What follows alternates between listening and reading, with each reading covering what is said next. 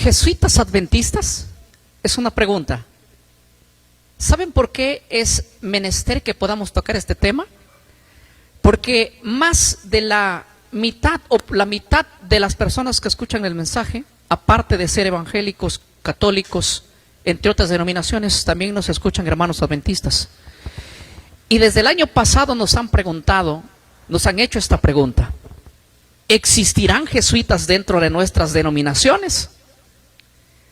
Entonces, quisiera yo responder esa pregunta también con un contundente así. Los jesuitas, el trabajo de ellos es entrar en la política, en la educación y en las principales religiones dentro del cristianismo. Así que el blanco del jesuismo es ingresar dentro de las principales denominaciones. Si están adentro o no lo están dentro de la iglesia adventista,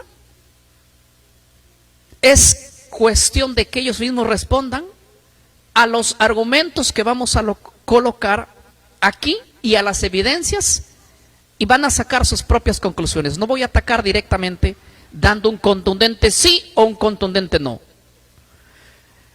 Yo quisiera leer el libro de Segunda de Pedro, el capítulo 2, el versículo 1 y el versículo 2. Dice lo siguiente: pero hubo también falsos profetas entre el pueblo, como habrá entre vosotros falsos maestros, que introducirán encubiertamente herejías destructoras, y aún negarán al Señor que los rescató, atrayendo sobre sí mismo destrucción repentina. Saben, hermanos, que desde los tiempos bíblicos, siglo I, inclusive antes, Satanás ha tenido mucho éxito entrando dentro del pueblo de Israel a través de líderes, de profetas. Y en el siglo I a través de hermanos encubiertamente para hacer daño a la congregación. En la mañana hablamos del origen de los jesuitas, por qué se originaron, cuál fue su propósito, contra qué doctrinas atacan, cuál es su juramento, su voto. Y ahora yo quiero con ustedes analizar una cosa importante de acuerdo a la confesión de historiadores grandes. Permítame citar a un historiador llamado John Todd, que él de hecho es un ex Illuminati que salió, abandonó esa secta, y en el año 70 entró ya dentro de la iglesia. Miren lo que él escribió con referente a los jesuitas en el año 70. Dijo lo siguiente: los jesuitas tienen hombres entrenados específicamente para infiltrarse en las iglesias evangélicas. Ellos actúan como pastores, músicos y hasta predicadores carismáticos. ¿Cómo actúan? Como pastores, músicos, ¿qué más? Hasta predicadores carismáticos. Todo predicador carismático, en el sentido de que no ataca al enemigo de Roma, sino que trae a la iglesia ecumenismo, es una de las características principales para conocer que el jesuismo está allí. Porque los jesuitas lo que quieren es que la iglesia no ataque a Roma, sino que se estreche la mano con ¿quién? Cuando el Vaticano hace llamar a las denominaciones, hay reuniones donde muchos líderes religiosos van al Vaticano y con el Vaticano entablan compromisos de no predicar en contra de Roma y de no señalar a Roma como el hombre de pecado, como el anticristo. Estos hombres hacen alianzas y pactos, luego vuelven a sus iglesias y le dicen: con Roma no tenemos nada, son amigos, somos amigos, hay que promover la igualdad religiosa. Mucho cuidado. Voy a leer una segunda imagen para que ustedes puedan ver conmigo las evidencias históricas. Charles Chiniquy ex sacerdote católico, por 25 años escribió un libro, 50 años en la iglesia romana. En la página 32 de su libro, él escribió lo siguiente: la iglesia de Roma ha enviado agentes vestidos de pastores protestantes para infiltrar y destruir las iglesias desde adentro. Los historiadores han dicho que Roma ha preparado hombres jesuitas. Los jesuitas son gente muy preparada, y han entrado a las iglesias y han escalado puestos y ahora son pastores dentro de las iglesias evangélicas de toda clase, ¿eh? Con un solo propósito. ¿Y cuál es el propósito? Destruir la iglesia desde adentro. Y yo voy a señalar ciertas doctrinas que han traído, qué doctrinas han cambiado, y esas doctrinas que se están predicando ahora traen ecumenismo, o sea, ya no atacan a Roma. Ya no dicen que Roma es el enemigo. Recuerden que los jesuitas, su intención de ellos es ir al protestantismo a decir que el protestantismo no debe atacar a Roma como el cuerno pequeño. El cuerno pequeño no es Roma, el anticristo no es Roma. Ese es el propósito, y así que todos somos aquí lo mismo. Seas presbiteriano, testigo, mormón, reformado, adventista, lo que sea, todos somos igual. No hay que atacarnos a nadie. Hay que tener la igualdad religiosa. ¿Qué igualdad religiosa? La Biblia dice que el hombre de pecado surgió de la cuarta bestia, que es Roma, que cambió la ley de Dios, que por años obstaculizó el evangelio, que cambió la doctrina, que cambió muchas cosas escritas. Nosotros no podemos en ese sentido aliarnos a un ecumenismo con Roma. Pero hoy hay pastores infiltrados desde los años 70 y antes inclusive, más con fuerza, dentro de las iglesias evangélicas. Eso está muy bien documentado, porque cada fuente que estoy presentando, ahí está el link para que ustedes vayan a analizar. Ahora, paso a otra imagen de Eric John. Es un autor de un libro muy bueno. Escuchen lo que él dice. Los jesuitas han infiltrado, escuchen bien, la Convención Bautista del Sur, la Asamblea de Dios, la Iglesia Luterana, los Adventistas del Séptimo Día y otros. Miren que él cómo confesaba que iglesias ya habían entrado.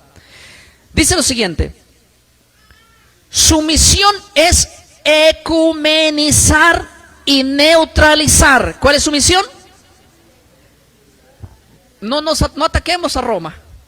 Somos todos ecuménicos. ¿Neutralizar qué? Neutralizar el ataque de las doctrinas de la iglesia evangélica contra Roma. Ahora no, ahora ya no se habla en contra de eso. ¿Y quiénes han entrado? Los jesuitas, para hacer ese trabajo. Porque ahora ellos, como líderes y como dirigentes, pues van a ordenar que esos temas no se hagan. Ahora, permítame ir a una imagen que viene. Esta es una declaración terrible que hace un jesuita, que dejó el jesuismo. Este hombre es Rivera, el cual dice lo siguiente. Él dice en primera persona, Alberto Rivera dice lo siguiente: fui entrenado en Roma para infiltrar iglesias evangélicas. Nos enseñaron a disfrazarnos como cristianos nacidos de nuevo, entrar en seminarios y escalar posiciones. ¿Qué cosa dice Alberto Rivera?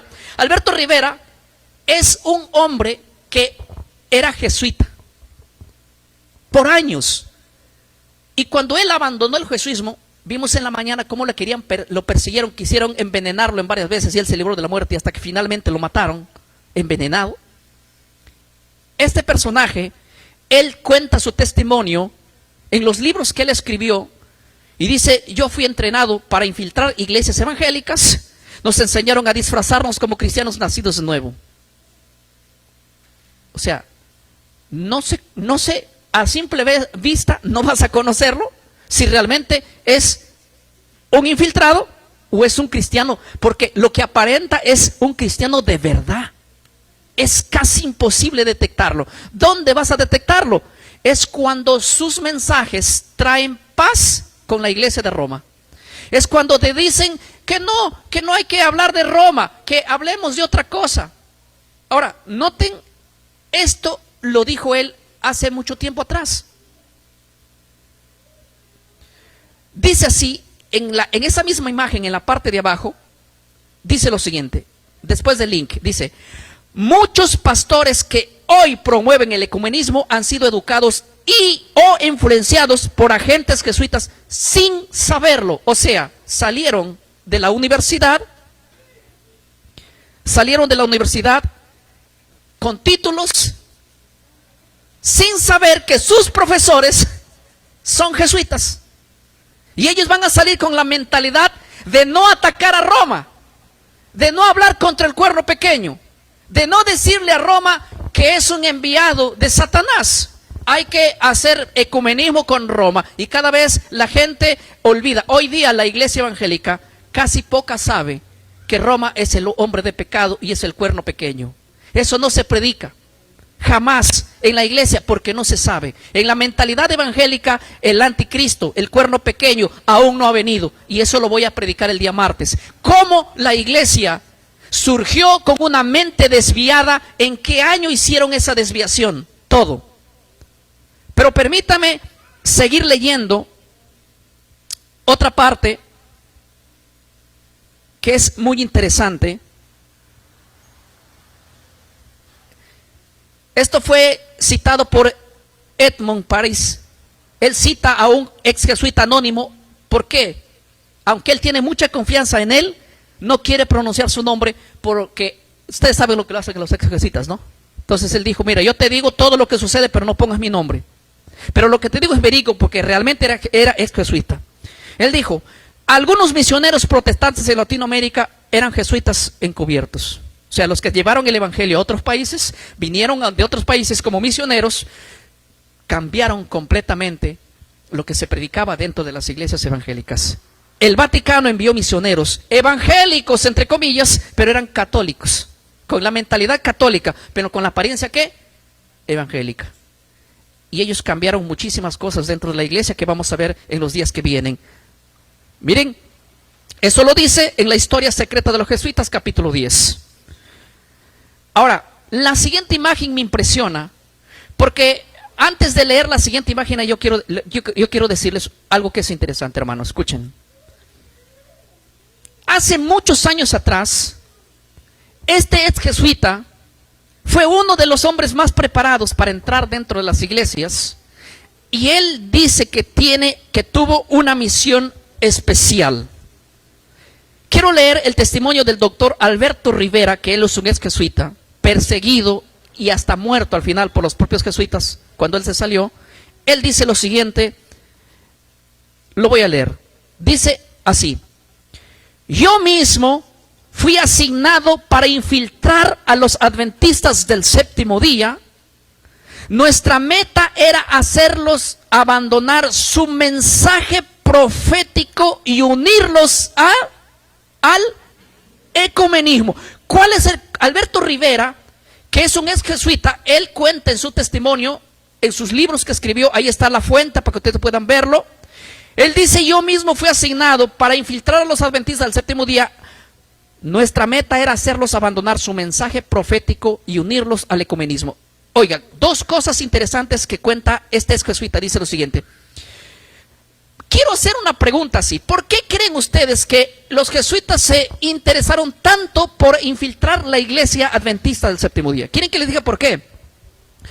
Porque su interés de ellos fue porque es una de las pocas denominaciones más influyentes en el cristianismo que sostiene que el hombre de pecado, que el cuerno pequeño, es el que tiene su sede central en Roma, en el Vaticano.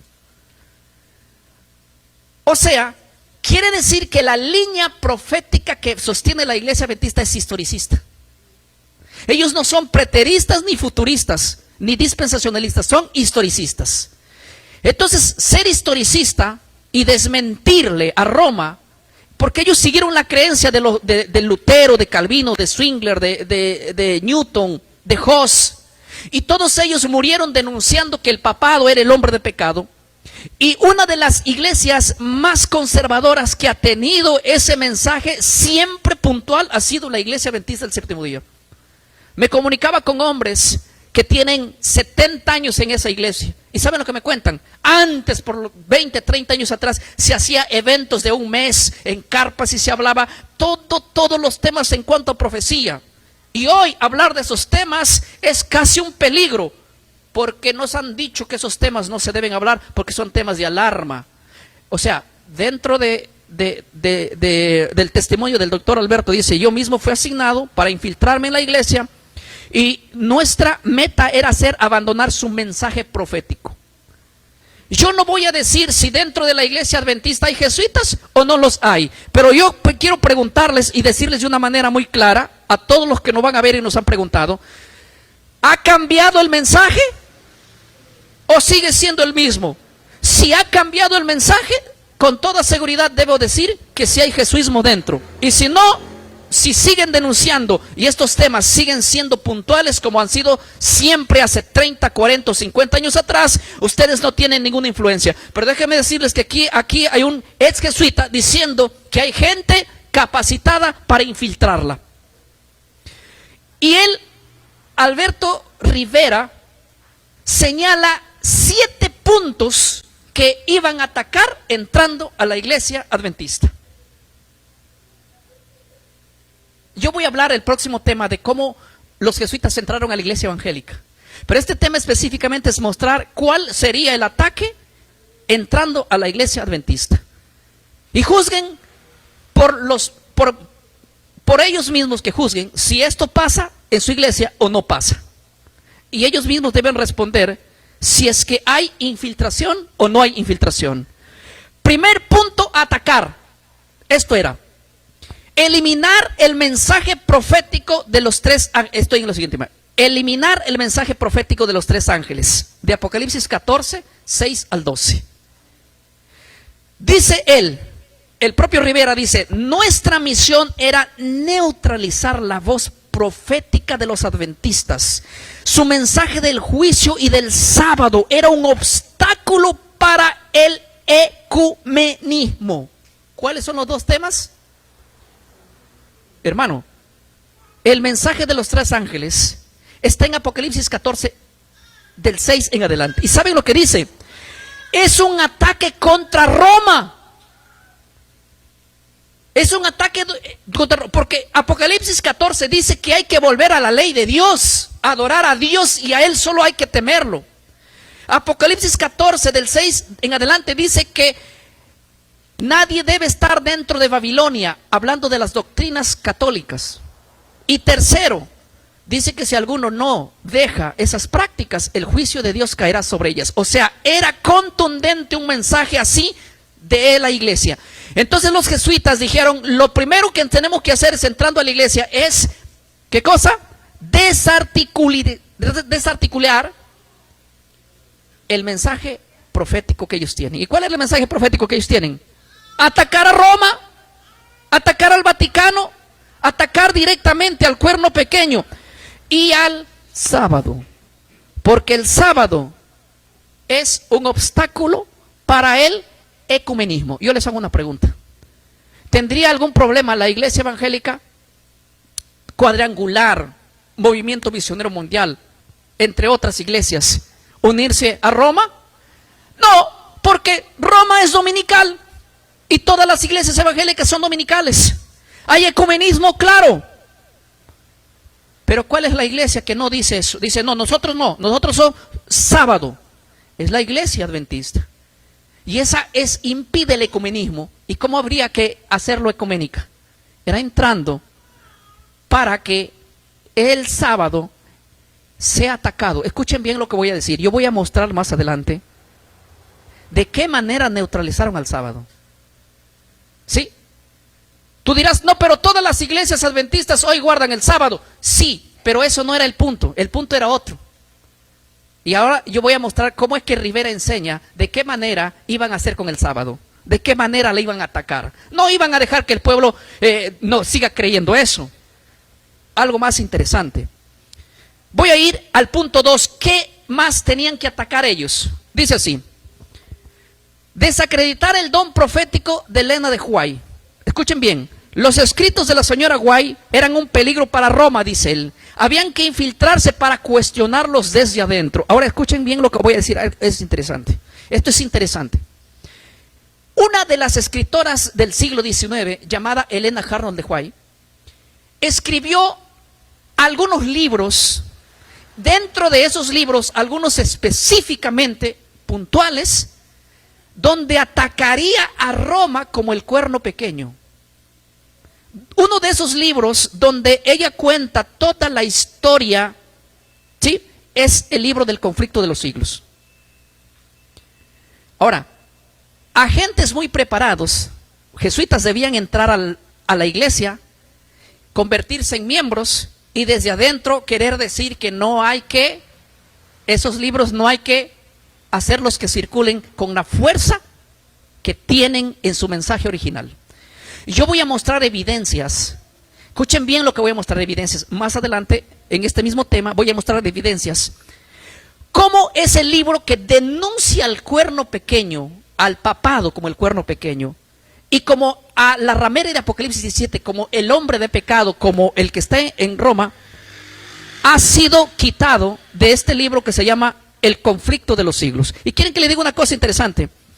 El conflicto de los siglos del año 1888, en su versión que tenía, es un libro original donde ataca a Roma directamente.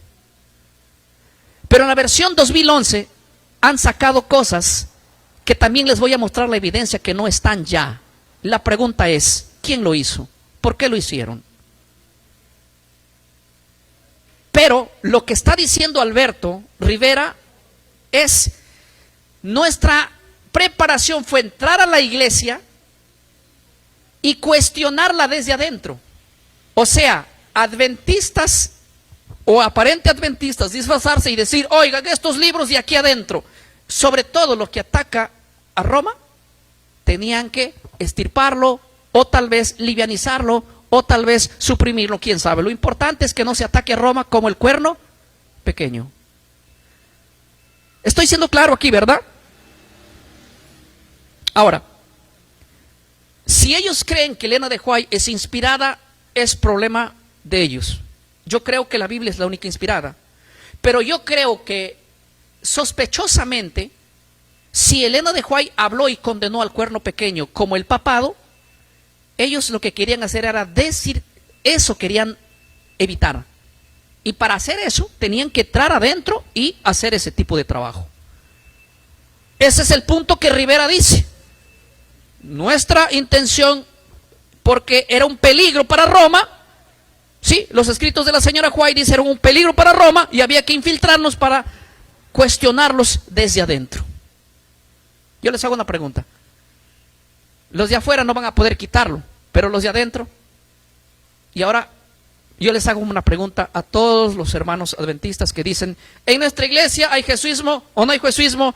No lo sé, pero lo que sí sé es que Rivera dijo que una de las cosas que harían era entrar a la iglesia y hacer que esos libros donde habla del ataque a Roma sean omitidos. Juzguen por ustedes mismos si esto pasó o no pasó. Y si pasó, saquen sus conclusiones. Y si no pasó, pues no tienen infiltración. Simple, no podemos discutir más allá de eso. Punto 3. Introducir el ecumenismo y promover la unidad con Roma. ¿Dónde debían hacer eso? Dentro de la iglesia adventista. Debíamos hacerlos ver que Roma ya no era una amenaza. Había que promover la unidad cristiana dentro de las iglesias, ¿qué? Adventistas. Ahora, es interesante, pero en muchas partes, yo ayer conversaba con un hermano que es adventista y yo le hacía una pregunta puntual. Yo le decía: dentro de las iglesias que ustedes tienen, ¿están promoviendo el ecumenismo? Y me decía: en gran parte sí.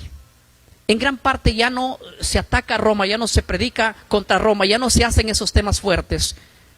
Y en gran parte pareciera que hay un ecumenismo. Yo no lo sé porque yo no formo parte de la iglesia adventista, ni sé cómo funciona, pero los que pueden sacar esas conclusiones son ellos mismos.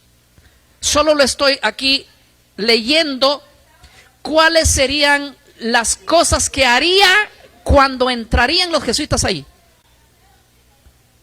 Punto 4. Cambiar las versiones bíblicas usadas en los púlpitos. Se nos ordenó introducir versiones de la Biblia manipuladas, como la Nueva Biblia de las Américas y otras traducciones que favorecen a Roma.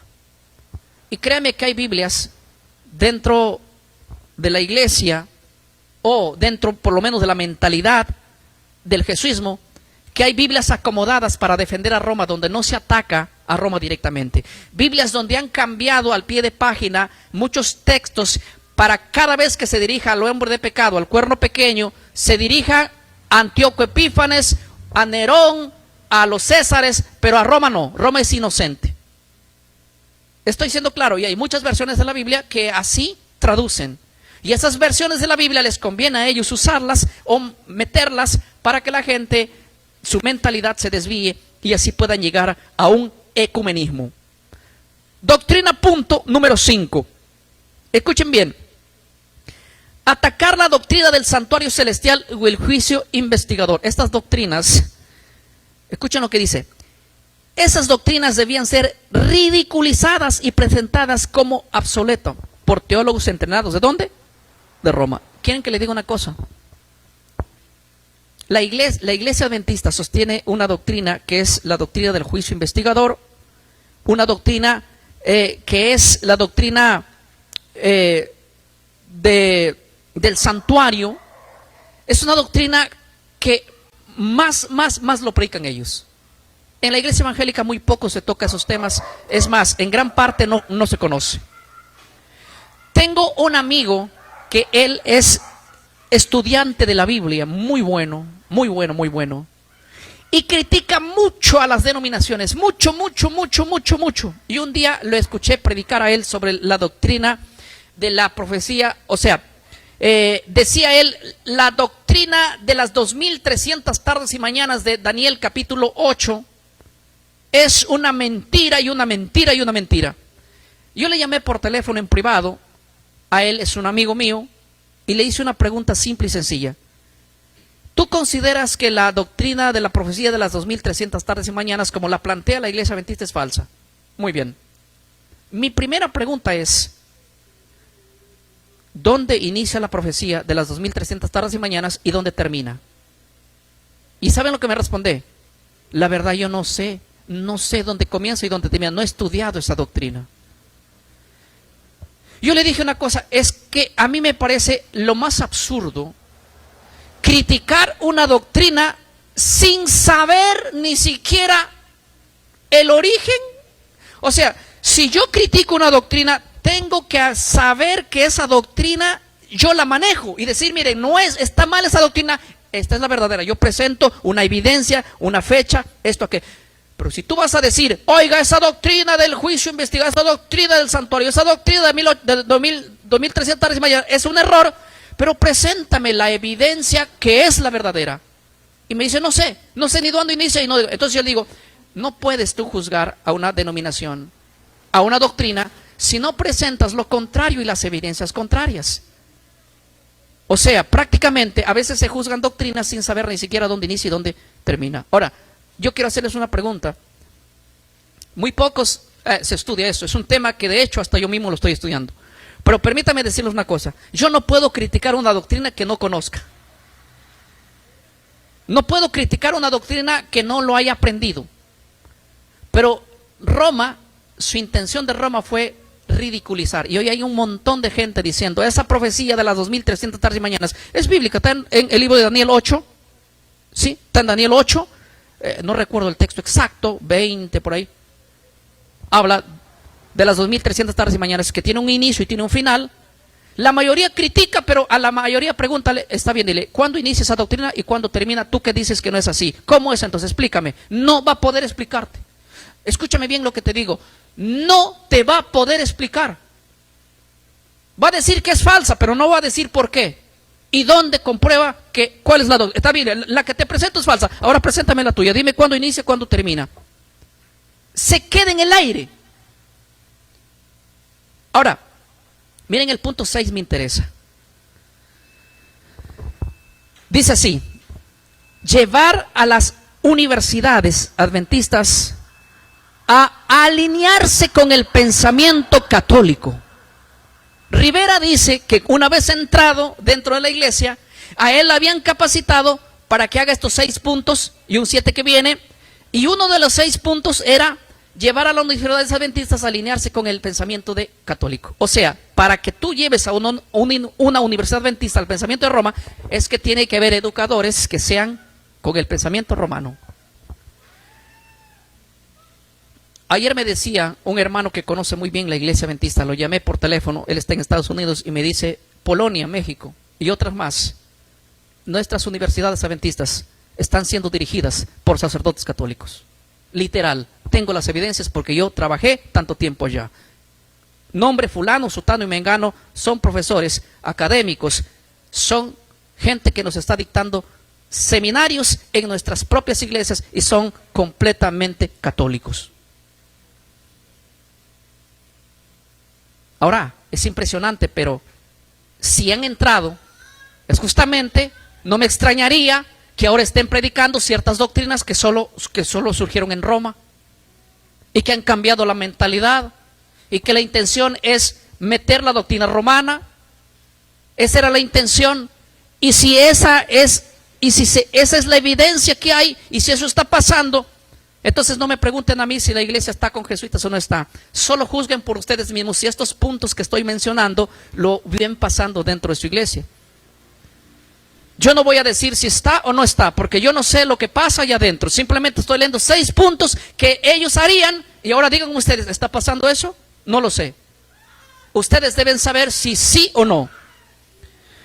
Pero noten que el punto de la doctrina del sábado y del domingo no era un punto de hacerlo abandonar a la iglesia de la observancia del Shabbat, sino de otra manera. Como yo les dije, miren, yo les hago una pregunta: ¿la iglesia adventista ha cambiado su método de decir hoy día el día del Señor es el domingo, o dicen que es el sábado? Sí, es el sábado, ¿verdad? Eso no lo van a cambiar. Es que Roma sabía que eso no lo va a poder cambiar. Por eso es que ellos hicieron otra cosa que indica el número 7, que es escalofriante. Escuchen lo que dice el punto número 7. ¿Cuál era el punto número 7 que Rivera dice? Confundir la doctrina del sábado y abrir puertas al domingo. Y escuchen lo que dice ahí Rivera: debíamos debilitar la enseñanza del sábado poco a poco hasta ser una simple costumbre, no un mandato divino. Ahora, ¿cuál era la estrategia de ellos? Debilitar al sábado hasta convertirlo que se haga un día por costumbre, no por mandamiento. Escuchen lo que voy a decir. En el día sábado, según la Biblia, se deben hacer 3 cosas. Es un día de adoración, sin trabajar. Es un día donde se alaba a Dios. Es un día donde se alaba a Dios a través de las alabanzas. Es un día donde se ora. Y es un día donde se estudia la palabra de Dios. 3 cosas es el Shabbat para hacer según tú revisas la Biblia. 3 cosas. Es un día donde se canta, donde se ora y donde se estudia la Biblia. Nada más. Pero los jesuitas, su intención de ellos era entrar y quitar del sábado su verdadero propósito y que se convierta en un día casi secular. Pero no que dejes de congregar, pero que tu culto sea secular. He ido a México, a República Dominicana, a España, a Bolivia y a otros países. Y en cada evento que hago vienen hermanos adventistas. También ellos vienen, escuchan que voy a estar y vienen. Y me dicen: pastor, en nuestras iglesias cada sábado ya no se hace esto, ni aquello, ni lo otro. Mediodía hacemos un culto, llegamos tal hora, un culto de un par de horitas o de 1 hora. Y a veces ni eso, porque se agarran aquí los jóvenes a desfilar, a embanderarse, a celebrar marchas, a hacer aquello, el otro. Culto no hay. hoy día hay celebración. Cada sábado hay una celebración de un aniversario. El otro sábado nos vamos por otro aniversario. El otro sábado el día de la pañoleta, el día de la Biblia, el día del pastor, el día no sé de qué cosa.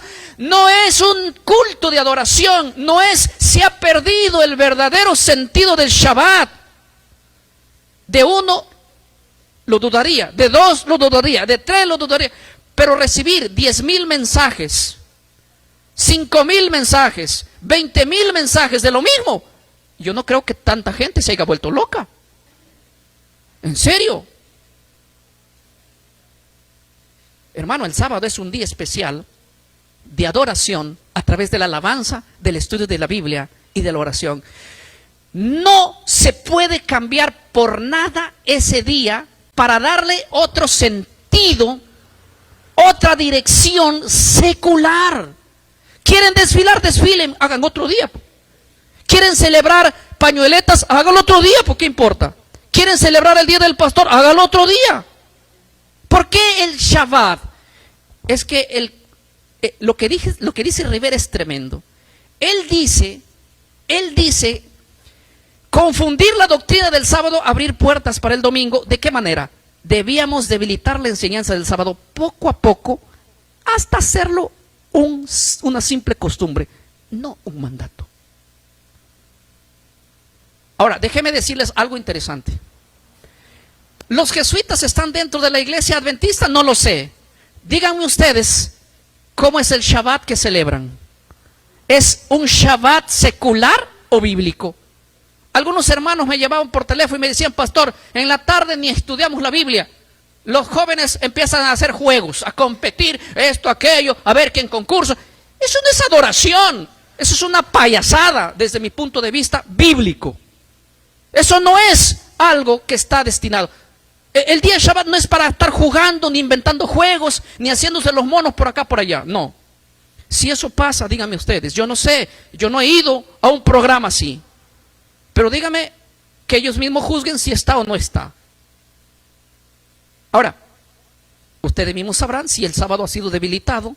La manera de los jesuitas es, nosotros no vamos a poder quitar de la mente del sábado al domingo. Pero una vez haciéndolo un día liviano, llega un momento cuando el sábado ya no va más. Y va a haber mucha gente que guarda el sábado, que va a abandonar el sábado. Porque va a ser lo mismo, es un día como lo que se hace en la semana, se hace también, ¿dónde? En Shabbat. Y los pocos viejitos que se levantan a querer reformar la iglesia, pronto son quitados. Los pronto viejitos conservadores que dicen, hermano, no hay que hacer esto, no hay que hacer aquello. ¿Cómo es posible que hayamos caído? Vaya pues, chao. Enmudecidos, callados, disciplinados, por querer. Cualquier persona que quiera predicar algo contrario a lo que dice ya la institución es un hereje también. A mí me han escrito muchísima gente que ha querido hacer cosas de, ¿cómo se puede decir?, reformarla, y han sido excluidos. No sé por qué está pasando eso.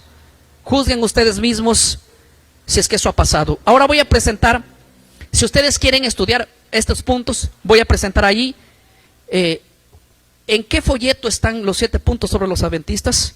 Ahí está, en un folleto llamado La Fuerza, parte 4 de la serie de Alberto. Ahí está el link para que puedan ustedes verificarlo. Si quieren copiarlo, háganlo allí. Está la fuente original. Yo he puesto solamente los fragmentos. Ustedes van a leer más allá de eso, porque en realidad lo que cuenta Alberto es tremendo. Ahora, ¿saben que la imagen que voy a presentar a continuación habla de Rivera? Rivera predijo su muerte. Yo se los dije en la mañana. Este personaje fue jesuita que hizo todas estas declaraciones y expuso la intención de los jesuitas. Haciendo estas declaraciones, él predijo su muerte. ¿Saben lo que dijo? Él dijo así: en varios folletos, especialmente La Fuerza y El Cuarto Hombre, Rivera afirmó los jesuitas buscarían matarlo y que no moriría de muerte natural, sino por ser un objeto, ¿qué cosa?, del Vaticano. O sea, Rivera en varios folletos que escribió, él dijo: yo voy a morir a manos del Vaticano. Y aunque él en sus libros cuenta haberse librado varias veces de la muerte, en ciertas ocasiones se libró de ser envenenado, en otras de ser muerto, pero lastimosamente Alberto murió, y murió por una dosis de envenenamiento largo. Es algo, un medicamento que te dan, el cual no te mata en el instante, pero te va matando poco a poco y no tiene cura. Miren lo que dice la versión de sus seguidores en el libro Chic Publicaciones. Dice lo siguiente: creemos que Alberto Rivera fue asesinado lentamente por el Vaticano mediante envenenamiento prolongado. Él había advertido que la Compañía de Jesús intentarían, ¿qué cosa? Silenciarlo, y lo hicieron. Así murió él, pero haciendo fuertes declaraciones y advirtiendo a la iglesia de que los jesuitas se introducirían a hacer estos cambios dentro de las distintas denominaciones. Y en este caso nos tocó hablar de la infiltración de jesuitas dentro de la iglesia adventista. Ellos pueden decir: el pastor Ortiz está atacando. Yo no estoy atacando, estoy leyendo la declaración de un jesuita. Y si está pasando eso en tu iglesia, ¿es la respuesta de jesuita? No lo sé. Al principio yo les enseñé, yo predicaba, hacía un evento en la ciudad de Bolivia, en Santa Cruz. Estábamos haciendo un evento de grabaciones, y el último día se acercó a mí el equipo de la red Ha de Venir, del pastor que dirige el pastor David Gates, y el equipo de trabajo de él me regaló un libro llamado El Conflicto de los Siglos, ahí en Bolivia. Y ese libro yo lo tengo en casa, es un libro muy bonito, con imágenes todos. Entonces, ayer yo tenía en mi mentalidad, leyendo en internet varias cosas. Entonces dije, bueno, qué mejor conversar con un hombre que conozca más de este punto. Agarré el teléfono, conversé con el pastor que dirige la red Ha de Venir. Es una red mundial, de hecho, en Bolivia. Lo llamé y él me contestó, porque es un amigo mío. Y yo le hice una pregunta puntual. Y le dije: mira, el equipo de la red Ha de Venir me regaló un libro que se llama El Conflicto de los Siglos, el cual yo te quiero hacer una pregunta puntual, directamente y a la yugular.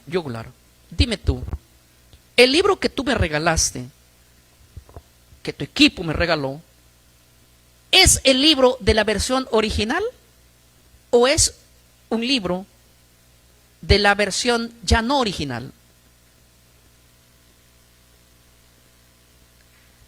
Y yo quiero leer aquí una imagen. Escuchen lo que dice esta imagen. La versión original del Conflicto de los Siglos. Después de hacer esta investigación, yo tomé el teléfono y lo llamé.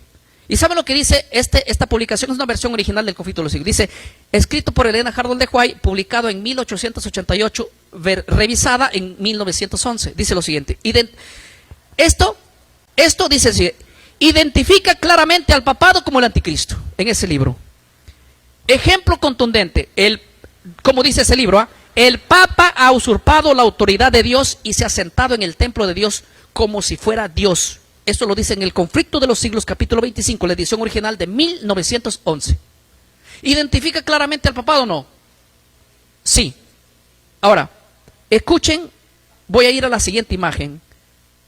Miren lo que dice. La versión abreviada se llama La Gran Esperanza, El Conflicto de los Siglos, La Gran Esperanza, publicada en el 2011. Tiene un pequeñito problemita. ¿Saben cuál es el pequeñito? Que no es pequeñito, es problemón. Miren lo que dice. Publicada por la Conferencia General de los Adventistas del Séptimo Día como resumen del Conflicto de los Siglos. Miren las cosas que están suprimidas. Suprimieron muchos capítulos proféticos, especialmente los que, identificaban al papado como el cuerno pequeño. Está borrado. Donde llamaban al papa el hombre de pecado o anticristo, está borrado. Donde describen a Roma como la ramera de Apocalipsis, no existe. Qué sospechoso que en la versión 2011, donde se atacaba al papado, toda esa parte lo han omitido. Alguien podrá decir, pastor, estás mintiendo, porque lo que puedas encontrar en las investigaciones o los libros sean mentira. Está bien, por eso, justamente por eso, me tuve que cerciorar y llamar a alguien que conoce profundamente de este tema. Y él me dijo, es verdad, se ha suprimido esto, eso y aquello. Es cierto. Y yo le dije, ¿y el libro que tú me has dado? Me dice, sí, es original. Conservamos todavía el original. Pero déjame decirte una cosa. En realidad, el actual presidente adventista, Ted Wilson, dice él, hizo un compromiso al mundo de llenar el mundo con el conflicto de los siglos. Estoy repitiendo las mismas palabras de él. Escuchen bien. Donde él, cuando dio ese mensaje, le llenaron de amenazas de muerte, porque ese libro era muy peligroso para el mundo.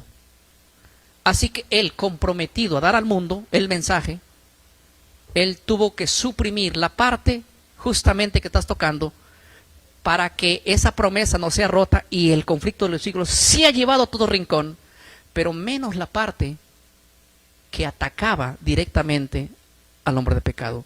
Si esa versión es cierta, déjenme decirles que Ted Wilson es el hombre más cobarde que puedo conocer. Porque todo hombre debe hablar la verdad aunque le venga encima el mundo.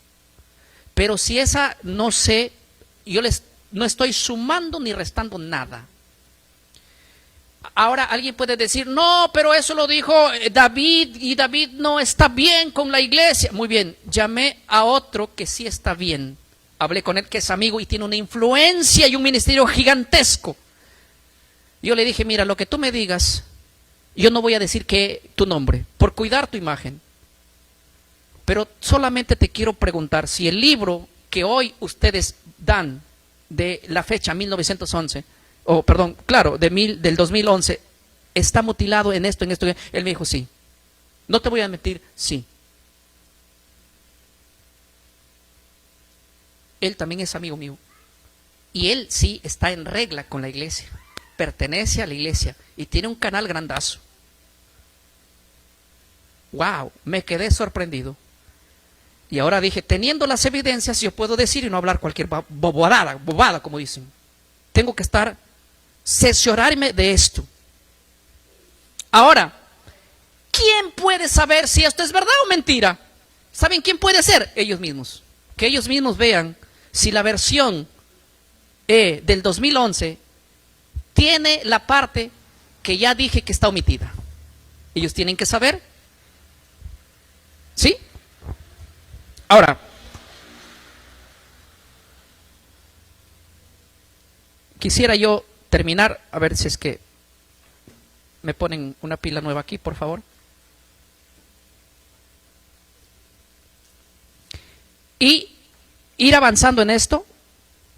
Miren, uno de los pastores llamado Bill, voy a ir a la otra imagen, Hughes, él es un adventista historicista. Él dice lo siguiente, hace una declaración aquí. Lo pongo aquí porque está público esto no es que lo dijo en secreto, está público, por eso lo estoy poniendo porque público. Si él lo colocó es para que lo lean todos. Dice así, al quitar el mensaje contra el papado, se ha traicionado el propósito profético de Elena de White. El adventista historicista y reformista ha publicado comparaciones entre los textos usados y la administración actual de hacer ¿qué cosa? Ecumenismo suave. Él dice que al quitar esos ataques directamente al cuerno pequeño o al papado, es como hacer un ecumenismo ¿qué? Suave. Ya no hay que atacar al enemigo. Ya no hay que atacar. Murieron los protestantes. Murió Juan Jos. Pero ¿a quién le importa eso ahora si eso es cierto? Ahora ya no hay que atacar al papado. Ahora es amigo el papado y hay que irnos allá y a desfilar con ellos. Y allá no la veía, dar los regalos y recibir regalos de ellos. Y después que yo me siento a comer un café contigo, ya no puedo hablar tu mal. ¿Para qué? Si es mi amigo.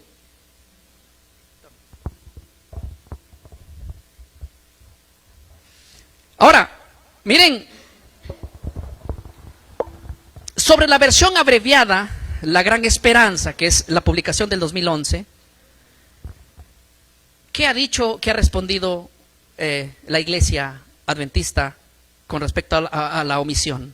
Esto es lo que dice. Escuchen bien. No hay una respuesta oficial directa, ¿sí?, citada.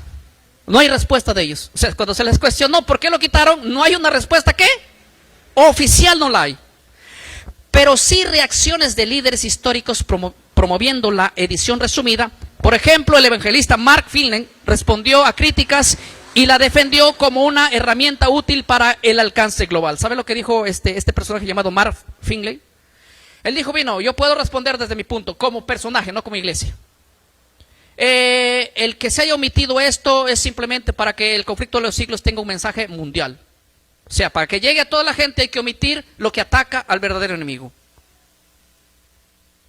No sé si me dejé entender. No sé si soy claro.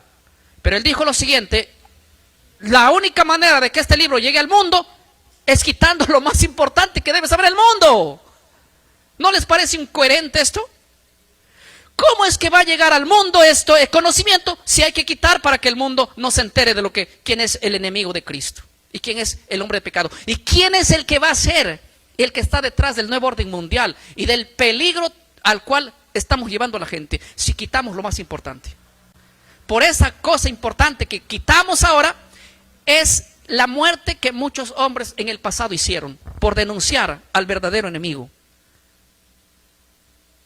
Oye, voy a otra imagen, dice: en publicaciones de líderes adventistas como Samuel Hill o Loren Siebold, se nota un tono más conciliador, pidiendo moderar advertencias y evitar la confrontación directa. ¿Qué fue lo que dijeron? Hill dijo, insta a evitar el sensacionalismo al referirse a instituciones religiosas. Siebold, con tono crítico, dijo, consideró que el conflicto de los siglos puede resultar anticatólico y avergonzante para algunos. O sea, Gil dice, hay que evitar sensacionalismo. O sea, el conflicto de los siglos promueve ¿qué? Sensacionalismo. Y para evitar el sensacionalismo hay que quitar. Y para también, para no referirse a instituciones religiosas. Y Siebold dice, bueno, en tono crítico considero que el conflicto de los siglos se puede resultar anticatólico y avergonzante para algunos. O sea, esa parte de que el papado es el hombre de pecado, el anticristo, la ramera de Apocalipsis 17, hay que quitarlo porque simple y sencillamente puede ser avergonzante para algunos. Eso no debería darnos vergüenza. El Señor nos mandó a predicar Apocalipsis 14. Y en Apocalipsis 14, no lo disfrancemos, hermanos, pero en Apocalipsis 14 directamente hay un ataque al hombre de pecado, a la ramera y a salirse de ello. Y a decirle a la gente, salgan de ahí porque se queman y porque viene el juicio. ¿Cómo vamos a omitir el mensaje del tercer ángel? Es una locura. Es una locura. Omitir un mensaje directo que Dios quiso que su pueblo dé contundentemente, que está en juego la vida o la muerte, y decir, si quitamos esto va a llegar al mundo global. Si quitamos esto, nos vamos a evitar de confrontaciones con otras. Si quitamos esto, vamos simplemente a no provocar sensacionalismo. Hermano mío, entonces nos quedemos mudos, pues. ¿De qué otra manera?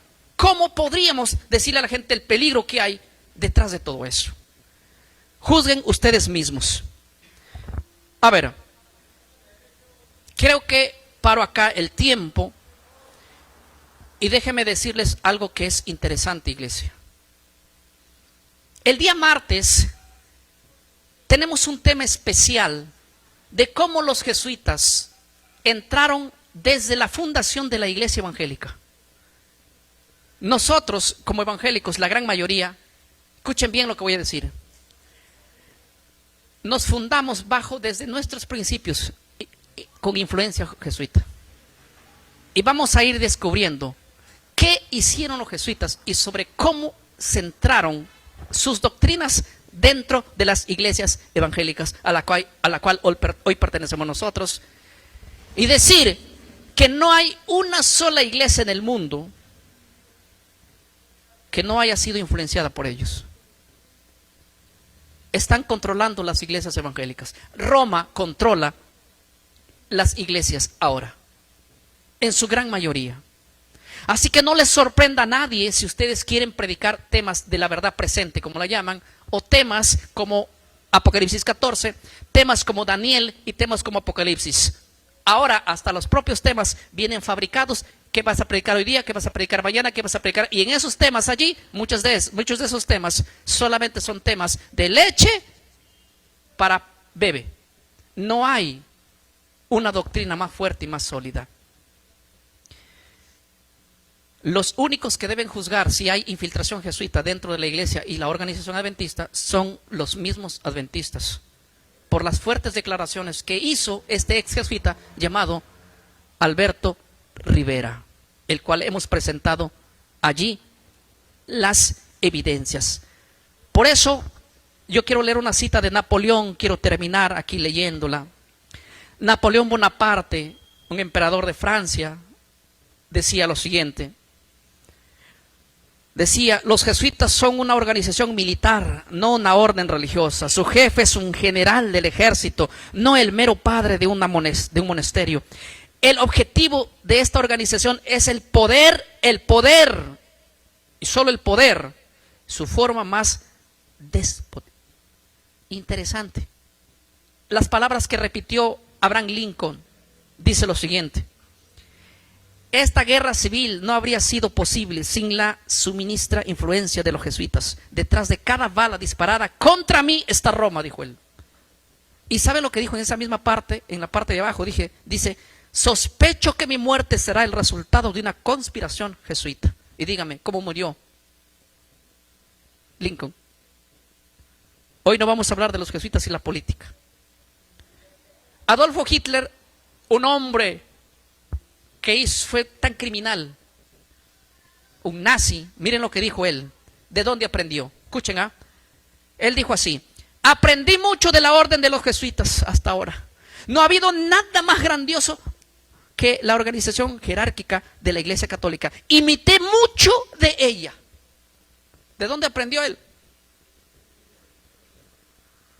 Buena cosa aprendió de los jesuitas Hitler.